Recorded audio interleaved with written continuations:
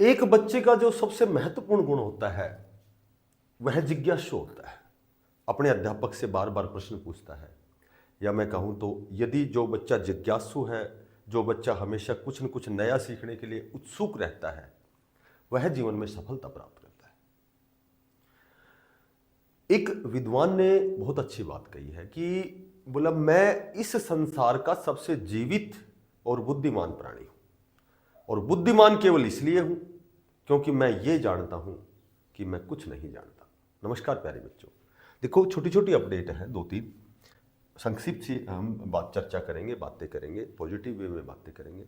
तो बच्चे बहुत लंबे समय से सीईटी का इंतजार कर रहे हैं कि भाई सीईटी का नोटिफिकेशन, चूंकि एग्जाम ही मई में होने वाला था और आप देख रहे हो कि मई में तो कोई नोटिफिकेशन का ही अता पता नहीं है। अब चल क्या रहा है? चल ये रहा है कि सीईटी का जो संशोधन होना था, रिक्रूटमेंट जो रूल बनने वाले थे, आगे मेन एग्जाम का जो रूल बनने वाले थे कि भाई सीईटी तो क्वालिफाई किया जाए, 10 गुना किया जाए, तो इस तरह के जो नियम बन रहे थे भर्ती के, सीईटी के, तो उसके ऊपर लगातार बैठ के कार्रवाई, चर्चाएं, मंथन, विचार, वार्तालाप ये लगातार चल रहे थे। ठीक है, तो अभी कोर्ट द्वारा स्पेशल आदेश दिया गया। पहले तो आपको पता है 1 वीक का समय दिया था, फिर 2 वीक का समय दिया था। अब एजी साहब जो एचएसएससी आयोग कि जब कोर्ट में एचएसएससी आयोग ने स्पेशल कहा है कि हमें केवल 14 दिन का समय दिया जाए, कि 14 दिन के अंदर अंदर हम इसमें जो भी संशोधन होने हैं, जो रिक्रूटमेंट रूल बनने हैं, वो सारे 14 दिन के विद इन 14 डेज हम एक बार इस पर संशोधन कर लेते हैं, उसके बाद इसका नोटिफिकेशन निकाला जाएगा। हालांकि ये भी तय है, ऐसा भी कह सकता हूं मैं कि जरूर नहीं कि वो 14 दिन के बाद ही आपका नोटिफिकेशन आए। नोटिफिकेशन तो आपका पहले भी आ सकता है। ठीक है, तो वो संशोधन तो बाद में भी हो सकता है, लेकिन अब स्पेशल कोर्ट द्वारा कहा गया है कि यदि 14 दिन तक आप संशोधन नहीं करते हैं तो आपको पनिशमेंट के रूप में 1 लाख रुपए जुर्माना आप पर होगा। ठीक है, तो देखो इस पर तो मैं यही कहूँगा कि मायने ये नहीं रखता कि हमारा जो सीईटी का नोटिफिकेशन कब आएगा, कितना समय बाद आएगा। ये मायने रखता है कि नोटिफिकेशन आएगा, आपका एग्जाम होगा, उसके बाद जो भी 2025 की जितनी भी भर्तियां हैं, सी और डी ग्रुप की जितनी भी भर्तियां हैं, वो सारी सीईटी बेस पर होंगी। तो अब सीईटी बेस पर होंगी तो हमारा जो परम कर्तव्य क्या बनता है, ठीक है, वो ये बनता है, हमारा दायित्व ये बनता है, हमारे परिवार के ऊपर कह सकते हैं, हमारे खुद के ऊपर कह सकते हैं, और कहीं न कहीं हम ये कह सकते हैं कि देश के विकास में योगदान देने के लिए भी हम जब सरकारी कर्मचारी बनना चाहते हैं तो कहीं न कहीं देश को विकास भी होगा।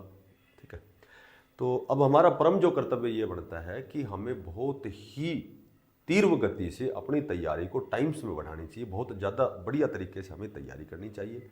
ठीक है, क्योंकि सीईटी का नोटिफिकेशन आएगा, संशोधन भी होगा, एग्जाम भी होगा, उस कहीं ऐसा ना हो कि फिर हम 3 साल पीछे चले जाएं। 22 के बाद 25 में हम इंतजार कर रहे हैं, उसके बाद हम इंतजार कहीं ऐसा ना हो कि 28 में इंतजार करें।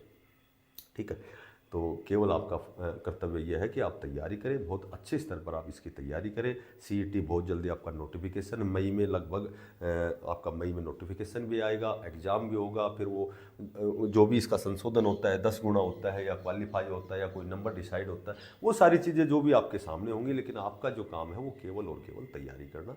ठीक है, उसके बाद यदि हम बात करते हैं हरियाणा पुलिस पीएसटी पीएमटी की, तो मैंने आपको कई बार बताया है कि हरियाणा पुलिस का जो पीएसटी पीएमटी है, हालांकि बच्चे बार बार गुहार लगा रहे हैं, बार बार माननीय चेयरमैन साहब से मिल रहे हैं, एचएसएससी आयोग जा रहे हैं कि भाई हमारा जो नोटिफिकेशन था, जो भी हमारा रिक्रूटमेंट था, जो भी हमारा एडवर्टाइजमेंट आपने निकाली थी, वो ओल्ड सीईटी पर निकाली थी। ठीक है, तो ये मैं आपको बताता हूँ कि इसमें मैक्सिमम जो पॉसिबिलिटी है आपकी वो ओल्ड सीईटी पर ही रहेगी। हालांकि आश्वासन दिया गया है कि हमारा पूरा ध्यान न्यू सीईटी पर हो, तो ऐसा भी संभवतः हम सोच सकते हैं कि भाई हो सकता है कि ये 5600 पदों पर जो हरियाणा पुलिस की भर्ती है वो नए सीईटी के बाद भी हो, री-ऐड हो, रीओपन हो। ठीक है, ऐसा भी हो सकता है, ये भी मैंने कई बार बताया है कि 5-10% इस तरह का भी हम इसकी पॉसिबिलिटी लगा सकते हैं, लेकिन मैक्सिमम जो चांस है वो आपका ओल्ड सीईटी में होगा।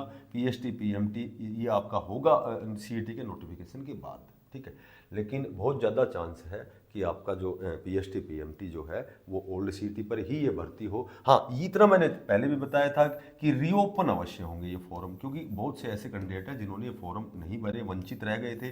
ठीक है, कुछ एक जिनकी पास सर्टिफिकेट पुरानी थी तो वो भी चाहते हैं कि रीओपन हो, तो रीओपन होने की इसकी प्रबल संभावना है।